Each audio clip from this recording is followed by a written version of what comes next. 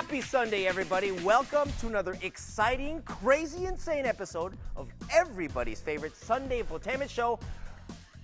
That's right, Ang Pinaka. The Christmas season is upon us, and I bet everyone's excited to get a hold of that extra money they call 13th month pay or Christmas bonus. But did you know that there are other things that you can also do with it, aside from spending it all in one go? Presenting our top 10 Ang Pinaka smart ways to use your Christmas bonus. You're welcome. But first, we gotta ask our guest panelistas, what do you plan to do with your Christmas bonus anyway? Yung pera, palalaguin ko muna. Tapos kung lumago na, yung based on kita, yan ang gagamitin ko. Pero hindi ko gagamitin yung 13 month. Nasa investment mode pa rin ako. I mean, for the longest time, habang bata pa, yun talaga yung focus ko, mag-invest. At ang 13 months pay, parang perang dumarating na hindi naman talaga kasama sa revolving funds mo. So maganda siyang pang-invest. Iba na ngayon, ako na yung nagbibigay ng 13th month, no? So medyo iba. Pero siguro, no, if I get my 13th month, probably, I will spend some, pero, invest some pa rin. Wise decisions, panelistas. Well said, too. All right, simulan na natin ang paglilista. Pasok sa number 10. You gotta donate it, please. Donating a portion of your bonus to your favorite charity or advocacy is in line with the spirit of the season. Doing a good deed and sharing your blessings. Yeah, donation definitely kasi for me, what you sow is what you reap. What goes around, come around. Kung ikaw ay nagtanim, aani ka rin. Diba? Kasi naiintindihan mo, ang pera hindi lang para sa'yo. Hindi ka nabubuhay para sa sarili mo lang. Ang ganda na nangyayari pag napapakinabangan mo, nakatulong ka. Kasi nga, nakaka-motivate din yun eh. Ma'am? Naniniwala tayo na good karma siya. Yun nga, anecdotally, if you give more, you receive more. Yun yung mentality natin. But how can we go about it? And who's the usual beneficiary of these donations? Merong pinakamadali sa simbahan, yung normally pag nagsisimba ka, nagbigay ka ng 10 piso. Pagdating ng Pasko, nagbigay ka ng 500, ganun. O yung iba naman, they like, or they're attached to an institution, na yun talaga yung calling nila, to an NGO. Ngayon may extra ka, baka part ng pera mo gusto mo rin ibigay. Kasi tandaan mo ang nature natin, hindi lang tayo para sa sarili natin. Diba, tumulong ka, mag-donate ka sa church mo, or tatawag mong tithing, or magpondo ka ng mga NGO, depende kung ano yung mga pinaniniwalaan mo. Like for example, ang out of our general fund na kinikita namin, we set aside already a percentage. More or less 10% ang sineset aside namin. Ang tawag namin doon, benevolence fund. Ang benevolence fund ay pangtulong sa kapwa. Dahil hindi mo iwasan na lahat tayo, merong mga kamag-anak at kaibigan na lalapit at hihingi ng tulong. Yan, kompleto na. Why or how is it a smart way to use your bonus? Smart yan in the sense kasi alam mo na ang pera hindi lang para sa'yo. Na hindi ka nabubuhay para sa sarili mo lang. Tsaka marami, makikita mo, mga bata na-appreciate nila na, di ba, na tayo, pinipapala tayo ng Panginoon, na kailangan din natin i-share yung blessings. Siguro kasi iniisip natin na pag nagbibigay tayo, it's good karma. Again, yun yung spirit ng Pasko, that it's doing something good, not to yourself, but to the community or to a cause, di ba? Actually, mahirap sa umpisa. Pero pag it becomes your lifestyle, nakaugalian mo na ba? Hindi na mahirap.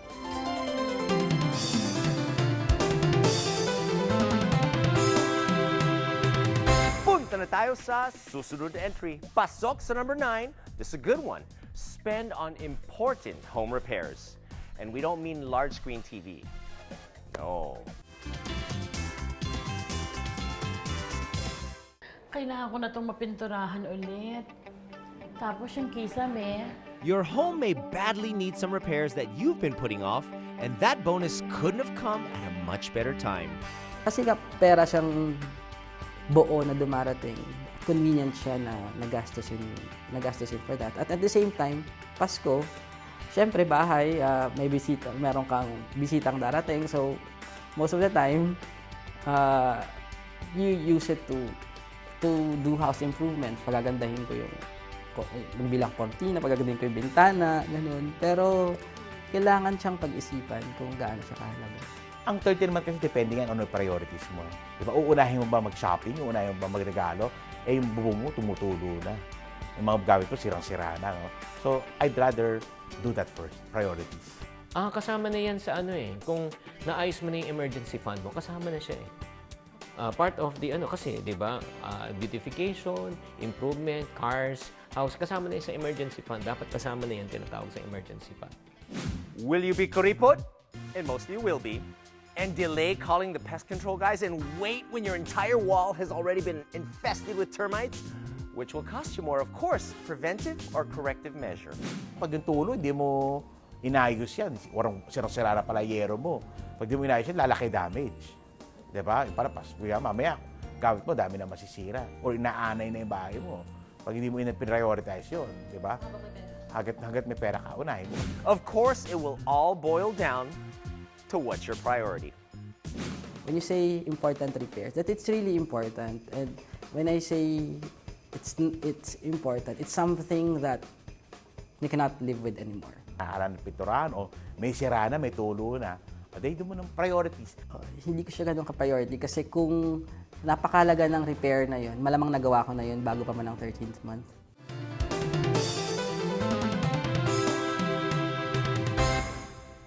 Donate at number 10 or spend it on important home repairs at number 9. Two good ones already.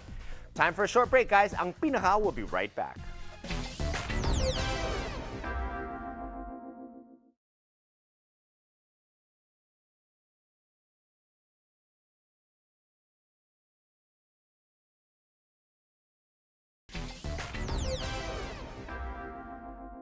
Balik tayo sa paglilista ng smart ways to use that year-end bonus. Pasok sa number 8. Spend on yourself. I'm gonna buy expensive car. You've been working so hard the whole year. You also deserve a break. Why not pamper yourself at the spa, have a fancy dinner, or finally take that long-deserved vacation? May ganun tao, no? Yung mga magulang natin, minsan, lahat, sige, mauna na kayo, huli na kami. Papaminsan-minsan naman, di ba? Reward mo rin naman sa sarili mo. Pera mo yan eh. Itipid ko kasi yung 13th month ko eh. Kumakain ka lang ng biscuit sa umaga, biscuit sa lunch, di ba? Kailangan may pondo ka rin na para ma-enjoy mo naman. Yun ang sabing reward yourself fund or if not naman, pay yourself fund. Kailangan meron po talaga yan. Marami akong kilala, lagi huli sarili niya. Kasi lalo yung mga tatay o parents o nanay, lagi nilang inuuna yung anak, inuuna ibang tao. Minsan, tingnan mo rin yung sarili mo. Mag-relax ka naman. As long as may extra money ka, gawin mo din naman. Of course, you also need to take good care of yourself and your well-being. Remember, all work and no play will most probably lead to early job burnout. Ang iba masyado ng kuripot. No? Kailangan talaga is magsaset ka ng portion. O let's say, sinabi mo, sa 13-month pay mo, iset aside ko 2,000. Ayan. Pang-enjoy ko, pang-spa ko, pang-treat ko sa yourself, di ba? Kakain ako ng konti, di ba? Bibili ako ng konting di ba? Yung parang to reward yourself lang. Parang may sense of fulfillment ka, may sense of enjoyment. So, how do you gauge the money to allot for your me fund? Smart way siya kasi ayaw mong ginigipit ang sarili mo. Puro ka tipid. So, lahat. Tapos parang, ay, ano to, ganito na, wala nang buhay. Di ba? Wala nang life. So, kung meron kang ganon, hayaan mo sa sarili mo na i-enjoy din. Halimbawa, okay na bumili ng laptop, gagamitin mo kasi siya sa office eh. Gagamitin mo kasi siya sa racket mo na pwede mong pagkakitaan. So, it justifies buying a laptop. Pwedeng cellphone, hindi naman masama bumili ng cellphone kasi it makes it easier for you to reach out to your contacts mo, yung mga taong magbibigay sa'yo ng pagkakataon para kumita or it connects you to your work. Kaya sabi ko mahalaga yung pagpaplano ng kung anong gagastusin. Reward sa sarili. Ayoko naman yung reward yourself fund, yan ang pinakahuli. Sobra namang syempre, kawawa ka naman. Kasi the purpose of money is for you to enjoy. Di ba? Mag-enjoy ka. Pero hindi naman panay enjoy ng pa-enjoy, hindi naman panay wala namang enjoyment.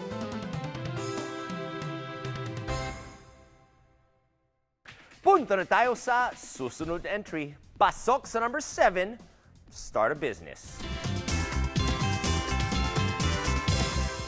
Oh! Ano ginagawa? Ba't ang dami mong pinamili para sa niya? Hindi ko to pinang-shopping. Ano ka ba, ibebenta ko to. Actually, Instead of spending all of your hard-earned bonus, why not start a business where there's a prospect of doubling your money? bilhin mo na. Oo, buy and sell. Punta ka lang sa Divisoria, di ba? Ang daming mabibili doon na mura, tapos bebenta mo na mas mataas. Hindi naman lahat kasi nakakapunta ng Divisoria. Pili na, murang-mura lang. Sobrang daming potential ng negosyo. Baking, kung gusto mo mag-bake, kung gusto mo, cookies, di ba? Kung gusto mo, magluto ka. Maraming nagpapaparty pero walang oras na magluto. So, maraming opportunities pag Christmas. Kasi ang pera palabas. So, gamitin mo na yung pera mo para palaguin. Di ba? Now, how can starting a business be more profitable than other investments? Kung pura ilalagay ko sa investment, 1 taong ko, hihintayin bago mag-10% ang kita ko. Mas maganda talagang negosyo, mas malaki talaga ang bawi sa negosyo, ang kita. Diba, gamitin mo yung pera mo, puhunan mo. So, yung Christmas bonus mo na 15,000, tapos nabenta mo, kumita ka na 100%, yung 15% mo, 15,000 mo, naging 30,000. Kaya nga marami rin nagtsatsyangge pagka Christmas. Bakit? Seasonal, okay lang. Pero malaki naman ang kita nila kasi lahat ng tao gusto mamili. Why do we need to make our money grow? Because it's very hard to earn it while it's so easy to spend it. Pero sa negosyo, imagine mo, kunyari, bumili tayo ng produkto.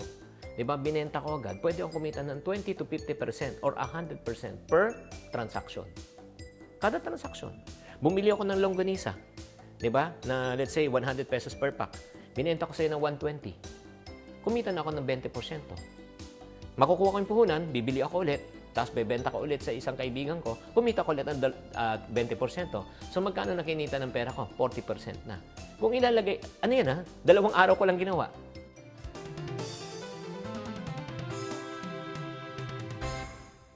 Spend on yourself at number 8 and start a business at number 7. All right, Pinaka fans, we got to pause for another really short break. Ang Pinaka will be right back.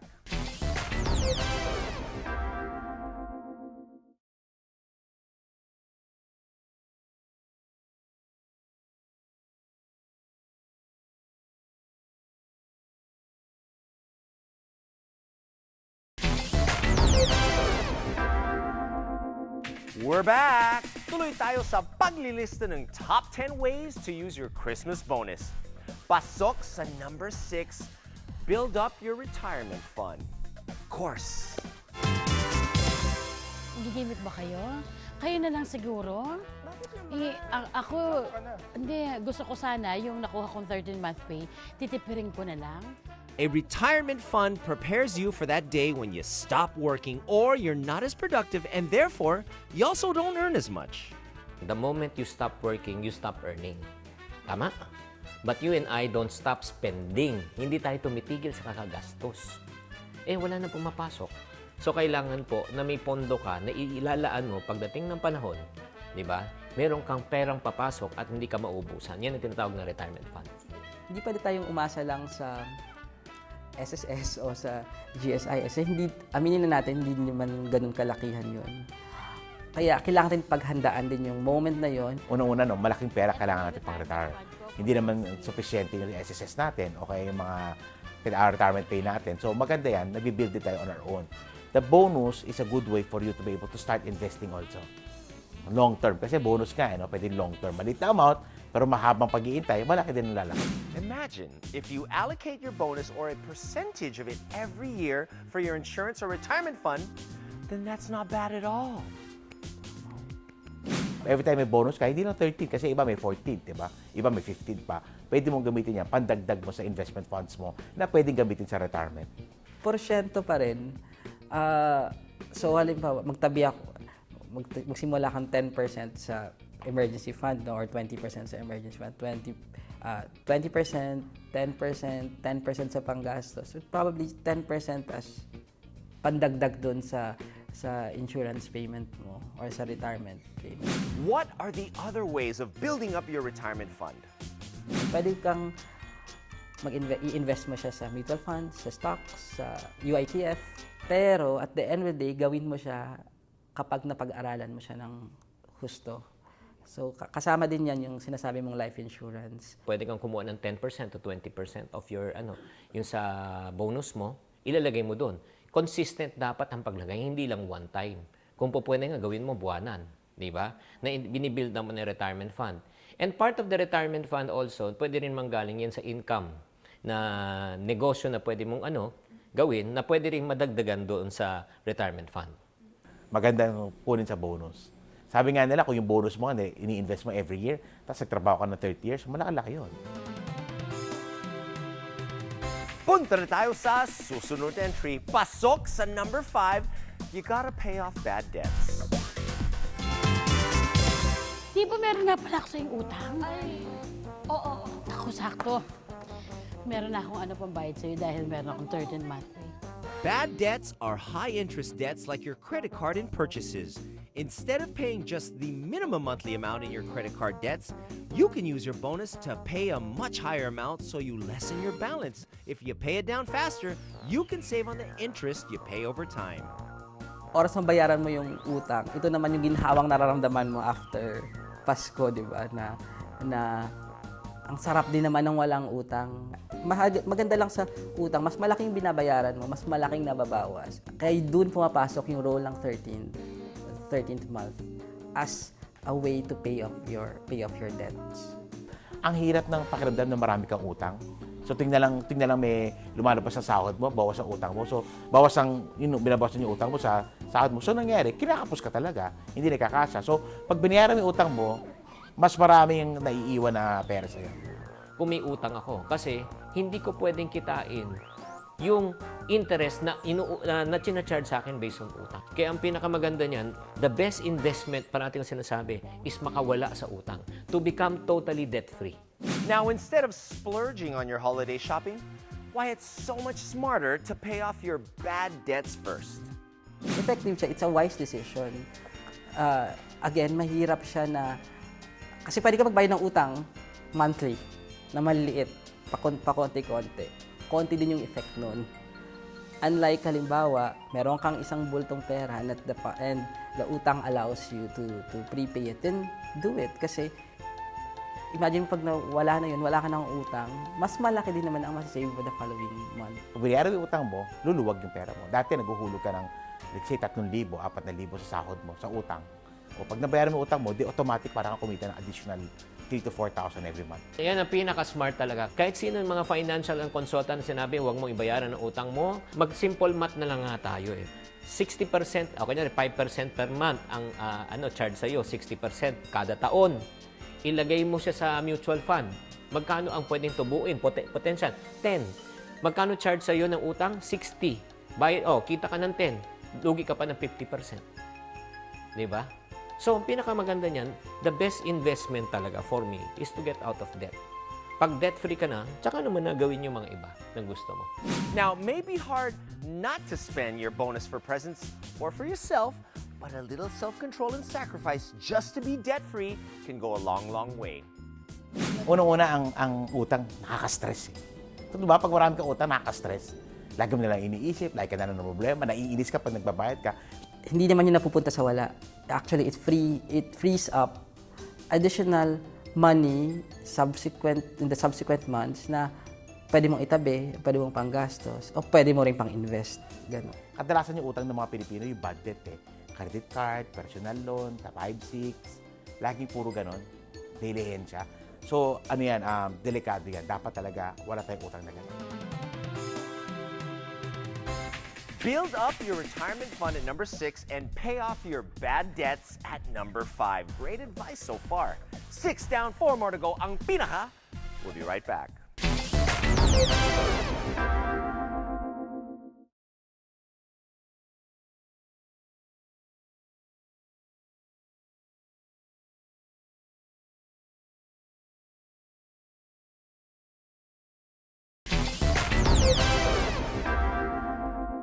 Continuing on with our very helpful countdown of the top 10 smart ways to use your Christmas bonus. Pasok sa number 4, you gotta remove it from your payroll account. Ay, kailangan na palang withdraw yung 13-month pay ko. Baka kung saan ko na magastos. Once you receive your bonus, less tax, of course. The first thing that you must do is remove it from your payroll account. That way, it won't be easy for you to just whip out your payroll ATM and spend it all in one go. Ang pera kasi it's more behavioral than skill. So, tendency niyan, pag meron kang maraming pera extra, ang tendency mo is to use it. So, nakikita mo, personally, pag nakita mo yung maraming pera yung ATM mo, ang tendency mo is to get it. Lalakas ang loob mo mag-withdraw or mag-shopping. Dapat talaga tanggalin mo siya sa payroll account mo kasi you make it less accessible. So because it's less accessible, mas mahirap mag-withdraw, mahirap gumastos. Once you've removed it from your payroll account, you should now put it into another account or anywhere away from your easy access or your wife. Pag naka-payroll account yun, kasi unang-una hindi kumikita. Di ba? Baba na interest. Tapos may temptation for you to spend it. Kasi pag nakita mo sa account mo, hindi mo na-allocate. Parang gusto mo na withdraw it. Hindi naman ibig sabihin na withdrawin na tabi mo sa ilalim ng unan or isuksok mo sa kawayan, ganyan. Ang mahalaga doon, tanggalin mo siya at lipat mo siya sa isang account na hindi ganun ka-accessible para sa'yo. Why not? But what if you just can't control yourself from spending it? Hi, baby! Oh! May surprise ako sa'yo. Naku! Ikaw talagang hilig mo sa mga surprise. Ano? Eto, nakuha ko ang 13-month pay ko. Nice! Ang galing naman. So, meron kang additional na pera? Meron. Yes, ang galing naman. Kasi baby, alam mo naman ako magastos ako kung saan ako nagpupunta. Pag nagyayama ka tropa. So, yung naman magkabo na ito. Pag dumating yung bonus, huwag ikaw humawak. Pahawakin mo sa ibang tao na pwedeng like nanay mo, yung pwede mong pagkatiwala. Oh, hindi na. Mas maganda kung hindi nga ikaw mag-withdraw. 'Di ba? Kung pwede, i-transfer mo na agad sa account ng magulang mo, 'di ba? Para sila na humawak ng pera. So tanggalin mo lahat ng mga bagay na pwedeng makatukso sa iyo na gamitin. Kasi yun yung problema eh. Kasi hindi lahat ng tao may ganung level ng disiplina na kayang i-resist yung temptation ng pag-withdraw. Kaya mas madali na you make it difficult for yourself. On to our next entry, pasok sa number 3, plan and allot. Lots of money. Wow. However small that 13th month or year-end bonus may be, it's wise to plan and write down how you're gonna use it. Of course, sa inaanak ko, 500. Ano ba talagang kailangan ko ngayong Pasko o sa susunod na taon? Kotse ba? Bahay ba? Damit ba? At kung meron kang ganong plano, mas madaling paghandaan. At ang paghahanda na yun, kasama doon yung paglalagay ng tamang porsyento kung saan pupunta ang 13th month mo. I'm so rich, and I'm so rich in everything. Plano na allocate. So, pag natanggal mo na yung pera mo sa ATM, ang plano mo naman ngayon, ano na gagawin natin doon ngayon? Pa-plan na natin, ano nga dapat natin priority, and then i-allocate na natin, i-distribute na natin yung pera properly. You got to know where your money is going in order for you to know where you're heading. What notes to self should you remember when planning how to use your bonus? Unang-una dapat, alam mo kung saan mo dadali ng pera.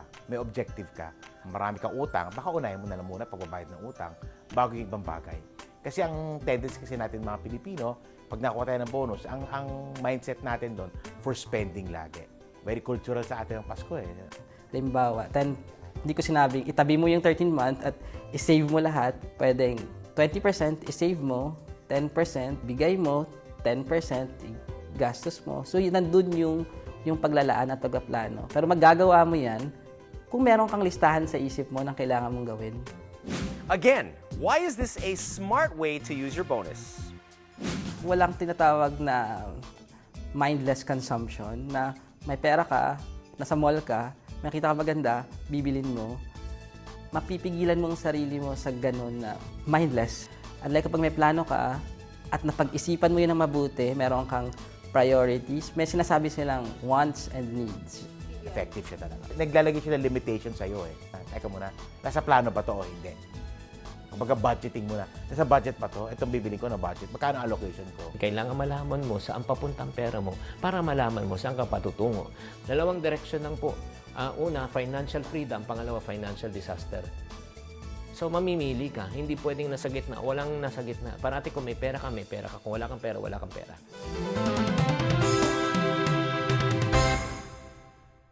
Remove it from your payroll account at number 4, and plan in a lot at number 3. Fantastic, fantastic ideas. All right, guys, you ready for the top 2? We'll soon find out what they are when Ang Pinaka returns. We'll be back, will you?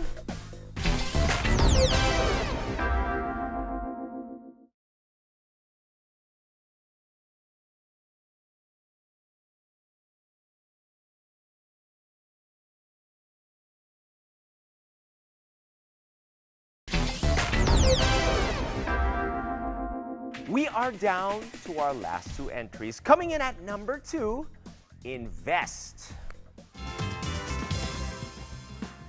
There are lots of ways where you can invest a portion, if not all, of your Christmas bonus. Mutual funds, unit investment trust funds or UITFs, stocks, and others. Convenient kasi dapat ang 13th month kasi una, hindi nga siya kasama doon sa revolving mo na extra siyang dumarating ng buo at bulto. So, ang perang dumarating na mas malaki at bulto na wala kang paglalaanan, madali talaga siyang sanang pang-invest. Gagastin mo naman yung pera, pero hindi ngayon. Delayed spending yan. So, invest ko muna, palalagyan ko muna. All right, now what are some of the other investments that you can consider? Sandun din yung mga iba-ibang financial products na nandyan. Like yung traditional time deposit, gano'n. Although hindi naman siya gano'ng kalakihan. Meron ding iba, stocks. Instead of going through life insurance or yung hybrid policies, they go into investing in stocks directly. Pero high risk yun. So hindi mo siya pwedeng maglaro ka lang. Kailangan mong mag-research about it. Or, kunyari, kakasal ka 5 years from now, nagplano ka na, or bibili ka ng bahay 10 years from, kung ano man yung purpose mo, maganda mag-start ka na mag-invest. Another form of investment, you can go into realty. Yung part of your money na kikitain mo, you can already start saving money for you to buy realty or property na in the near future, pag maging iyo, pwede mo paupahan. Now, how can this be an effective way of using your Christmas bonus? Depende ngayon sa objective mo, sa risk tolerance mo, at saka sa time frame. Meron mga long term, may short term, may medium term, maraming klaseng investment. So generally speaking, better for you to invest the money than to spend it. Siguro kailangan balansehin. Mag-invest ka, pero do not deprive yourself of yung immediate consumption din. Yung immediate na satisfaction mo ng pagbili ng mga bagay. Pero regulate it.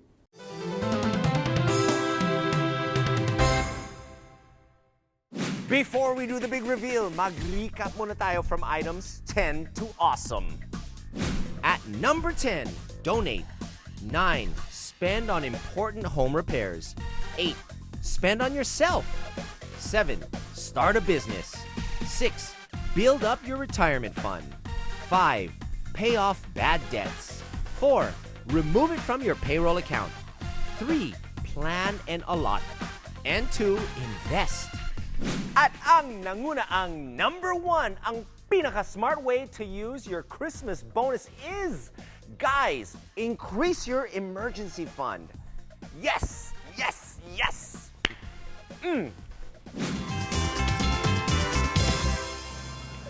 Mga friends, anong gagawin ko? Wala na akong work! Wala na akong... An emergency fund prepares you for those unforeseen and unexpected expenses such as health emergency, sudden home repair, job loss, and even a death in the family. So halimbawa, wala kang savings at all. The first thing that you will do is build up your emergency fund. Ito yung pera na nandyan lang siya.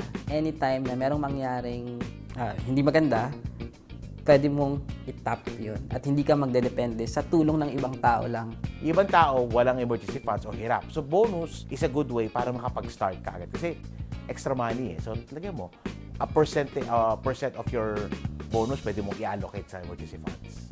Or, may emergency funds ka dati, nabawasan, hindi ba napapalitan, o tapalan mo ngayon dahil may bonus ka. Just in case na may mangyari, nawalan ng trabaho, humina ng kita, may pondo ka pa rin. So, parang sasakyan ba? Di ba ang sasakyan lahat may spare tire? Why is a just-in-case fund important? And how much percentage of the bonus are we talking about exactly? Ito yung sinasabi nilang ideally 6 months na meron kang emergency fund. Depende rin. Sa allocation na yan. So, tingnan mo muna ano ang emergency fund mo dapat. Ako, ang suggestion ko, 3 to 6 months of your monthly spending. So, nasuggest ko parati sa tao, at least 3 buwan hanggang 6 na buwan na emergency, na buwanan na panggastos, okay, ang ilalagay sa emergency fund. Why is it a smart and wise use of your Christmas bonus? It's more necessary than effective. Na lahat ng Pilipino, lahat ng tao, dapat may emergency funds muna. The bonus, kasi nga, extra money, pwede mo gawin pang seed or pang top up. Nasa sa tao yan. Gusto mo ba mag-enjoy ka muna ngayon at magdusa ka sa huli? O gusto mo tiis ka muna ngayon, magtiyaga, pero giginhawa ka sa huli? There you have it, ladies and gentlemen, our top 10 ang pinaka smart ways to use your Christmas bonus. Happy 13th month, anybody and everybody who's getting it. This has been your host, Revilson Fernandez. Many thanks. Maraming salamat, of course, to our guest panelistas. Thank you so much for helping out, guys. Next week, get your pens and notepads handy as we continue listing down the top 10 of anything and everything that makes sense. Dito lang sa paboritong listahan ng bayan, ang pinaka. Bye-bye.